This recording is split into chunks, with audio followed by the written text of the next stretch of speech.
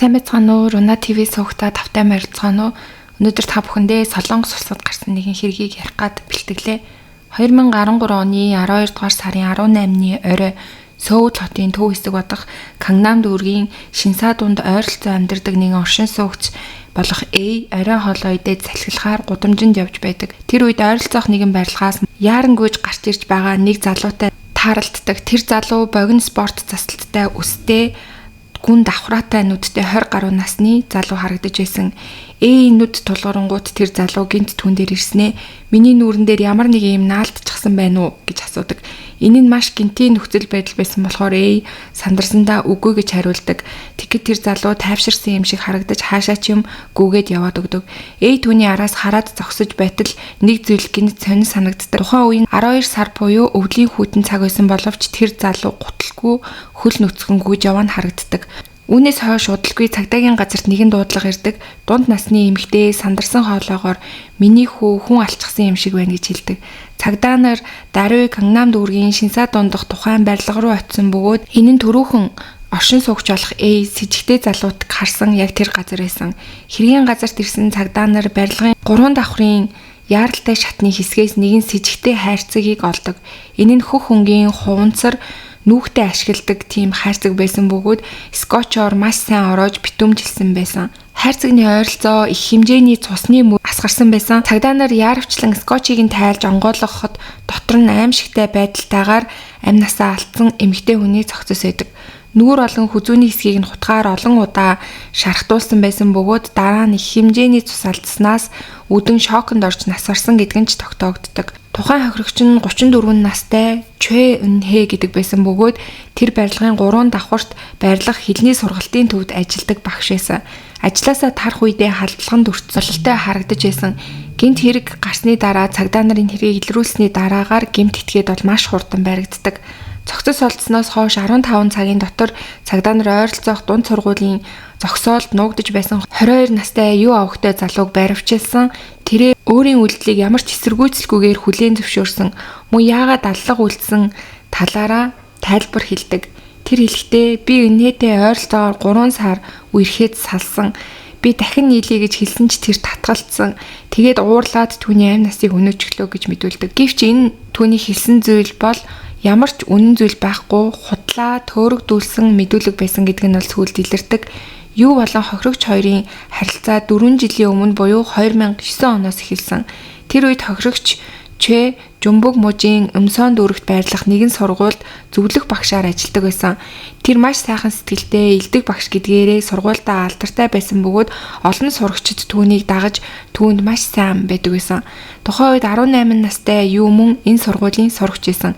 Тэр анх ирээдүгийнхээ чиглэл амьдралын талаар зөвлөгөө авах зорилгоор Чэ багштай уулзсан боловч аажмаар багштай өөр төрлийн мэдэрч эхэлдэг. Өөрөөр хэлбэл тэр багшийг эмэгтэй хүн гэж харж эхэлсэн гэсэн үг байгаа.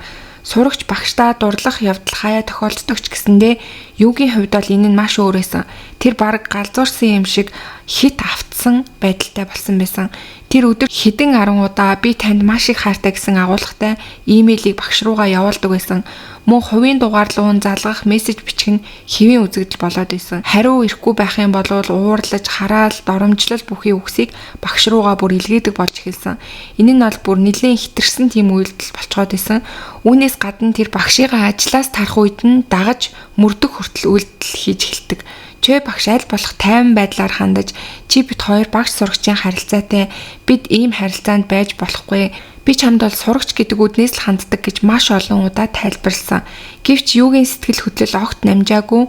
Энэ нь бараг стокийн буюу мөрдөх түвшинд хүрсэн. Эцэст нь багшийн төвчээр алдаж сургуулийн удирдлагт мэдгдсэн бөгөөд сургуулийн удирдлага нь үүнийг нь юугийн эцэг эхт нь хэлдэг. Үүний дараа юу сургуулиа орхисон боловч багштай хандлага нь бол ерөөсөө зогсоогүй. Удалгүй 2011 онд юу сургуулийн захиргаанд дахин мэйл илгээсэн бөгөөд тэр мэйлэндээ би Чэ багштай үнэндээ үерхэж байсан гэсэн тийм мэдээллийг бичиж явуулдаг байгаа. Тэгтэл та нар намайг сургуулиас гаргасан гэсэн агуулгатай мэйлийг явуулсан байсан. Үүнтэй зэрэгцээд багш руу хэдэн зуун мэйлийг илгээсэн бөгөөд тэдгээрийн гарчиг хүртэл маш аимшигтай байсан. Жишээлх юм бол чи миний хүүхдийг гаргах л болно гэсэн тийм гарч ихтэй мэйлийг хүртэл бичижсэн. Энэ бүхний улмаас Чой багш маш их сэтгэл зүйн дарамтанд орж сэтгэл зүйн эмчилгээ хүртэл хийлгэж байсан. Тэгээ түүн рүү хэрвээ чи ингээд над руу үргэлжлүүлээд юм бичээд ах юм бол би чамайг цагдаад өгөх болно гэж хүртэл анхааруулсан. Гэвч юу зогсоогүй харин улам л даамжирсаар байсан. 2 сарын 8-ны өдөр юу багшийн гэрийн гадаа ирээд хүлээсэн. Түүний гарт 20 см орчим урт төмөр саваа байсан. Багш юу ч мэдгүй гэрээсээ гарах гэж хаалгаа нээх үед юу гинт дайрч түүнийг түлхэж гэрлүүн орж багшийнхаа хоолойг боомлж хүчирхийлхийг оролддог.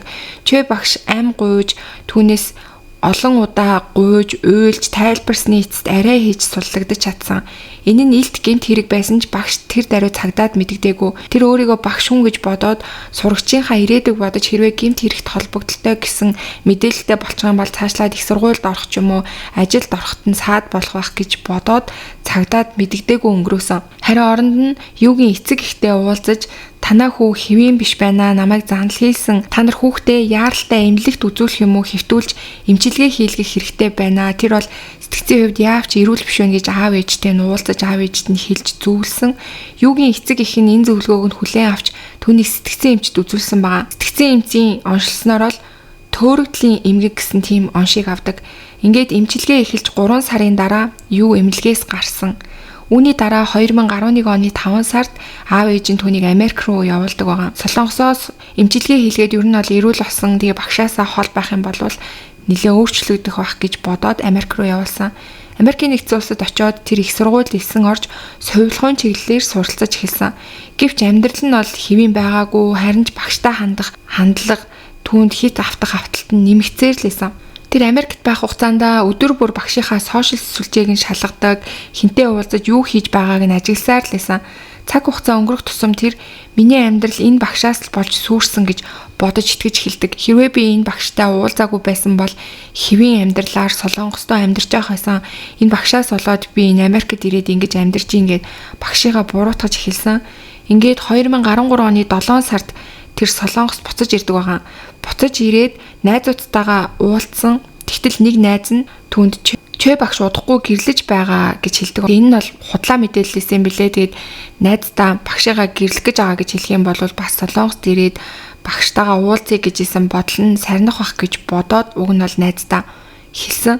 Тэгтэл энэ үгэнд нь бол юу итгээд бүр маш их ууралсан. Тэр бүр ууралсандаа тухайн үед гарын чичиржсэн талаар найз нь ярьсан байгаа. Үүнээс хойш тэр дахин багш руугаа олон зуун мэйлийг бичиж эхэлдэг. Зөвхөн 7 сарын сүүлээс 11 сарын дунд хүртэл гэхэд 400 орчим имэйл илгээсэн байсан. Агуулга нь бол би чамайг хүчирхийлнэ, чи бол минийх гэх мэтчлэн тиймэрхүү зүйлийг бичсэн байсан. Бүр багшийнхаа сошиал сүлжээн дээр тавьсан зураг постуудын доор хүртэл сэтгэл үлдээж би чамайг хаанаас ч хамаагүй олоод аална гэж хүртэл комент бичсэн байсан. Эцэст нь юу Америкийн нэгдсэн улс дахь сургуультай бүр сурч чадхаа болоо сургуулаа орхиод Солонгост буцаж ирээд багшийнхаа шинэ ажлын байрыг нь олж мэдсэн. Энэ нь болохоор Кангнам дахь хэлний сургалтын төв байсан. Тэгэд үүнийг нь мэдснийхаа дараа тэр тэнд очиж багшийгаа хүлээж байгаад гарч ирэхэд нь түүн рүү халтсан. Багш орой ажилласаа тараад лифтээр дээш гарах үед нь юу шатаар гүйж даган лифтний хаалга нээгдэх мөчөд хутга барин өдөөс нь хараад зогсож исэн. Тэр ямар ч эргэлзээгүйгээр багш руугаа дайрч толгой нүүр хүзүүрүү нь олон удаа хутгалсан. Чи намайг дорд үтсэн учраас ийм зүйлийг мэдрэх ёстой гэсэн үгийг хэлжсэн байгаа. Ингээд маш олон удаа шавдаа хутгалуулсан багш бол газар дээрээ амь насаа алдсан. Гэвч юугийн уур гараагүй бололтой нас орсон багшийнхаа дээрээс дэвсэлж байгаа нь CCTV-д бичигдсэн байсан. Дараа нь тэр цогцыг хуванцар хайрцагт хийж дэлгүүрээс ус скотч авчирч цусыг угааж хайрцгийг сайтар боож шатны доор орхисон байгаа. Энэ нь гэмт хэргийг нуух биш харин өөрийн болох гэсэн сэтгэл зүйн илрэл байж магадгүй гэж шинжээчид бол дараа нь дүгнжсэн. Үүний дараа юу хохирогчийн уцаар найз руугаа залгаад өөрийгөө багшигаа алсан гэдгээ хэлсэн. Тэгэд тэний ярьсан найз нь бол юугийн ээж рүү хэлж ээж нь яралтай цагдаад мэдэгдснээр маш хурдан хэрэг илэрсэн. Шүүхийн явцад бол юу сэтгцийн байдал муу байсан гэж өөрийгөө мэдүүлсэн. Гэвч тэр хэрэг үйлдэхдээ маш төлөвлөсөн хяналттай байсан гэдг нь тогтоогдсон байгаа. Тэр хэрэг үйлснийхээ дараа дэлгүүр орж ус скотч худалдаж авсан өөрийнхөө биед байсан цусыг хүртэл угаасан зэрэг нь үүнийг нь нотолсон. За ингээд шүүх хурал болоод эцэст нь болвол түүнд 2014 оны 7 сарын 29-нд 35 жилийн хорих ял 20 жилийн байршил хянах төхөөрөмж мөн 200 цагийн сэтгэл зүйн сэтгэл заслын хөтөлбөрт хамрагдах тийм шийтгэлийг оноосон байгаа.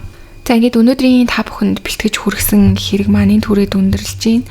Үнэхээр харамсалтай юм хэрэг байлаа. Тэгээд шавийнхаа ирээдүг нь бодоод өөрийгөө багш гэсэн сэтгэл зүгээр цагдаад хандаж чадахгүй, удахгүй гайгүй болчих واخ гэж бодоод эцэг ихт нь найдаад явж исэн багш бол маш харамсалтайгаар амнасаа алдсан ийм хэрэг байсан. Тэгээд хэрвээ магадгүй цагдаад мэдэгдсэн болвол өөртөө нойртохыг хоригдсон тийм зөвшөөрөл авчихсан. Эсвэл смарт цаг гэдэг нөө гартаа зүйдэг цаг үүдэг тэрийг зүүгээд аюул учирсан тохиолдолд дардаг. Тэгэх юм бол хамгийн ойрхон байгаа цагтаа ирж тусламж үзүүлдэг тэр цагийг авчихсан байсан бол магадгүй яг шавин түн рүү дайрж явах үед ч юм уу цагдаад мэдэгдэж амиа урагдах боломж бас байсан байх магадaltaй ах гэж би бодож байна. Тэгээд сэтгэл зүйн байдал нь бол хитрхи тогтургүй байсан хүнд бас найз нь багшийн талаар ярьж өмнөх зүйлийг нь сануулсан нь бас буруу болсон байх гэж бодож байна. Гэтэ хэдийгээр найз нь бол багшийнхаа хүнтэй суугч байгаа гэх юм бол багштай хандлага тэгээд багч гэсэн багшийнхаа өөртөө татаж чадна гэж бодож байгаа бодлоосоо салах байх гэж найз нь бодсон гэж бол дараа нь ярьж исэн. Тэгээд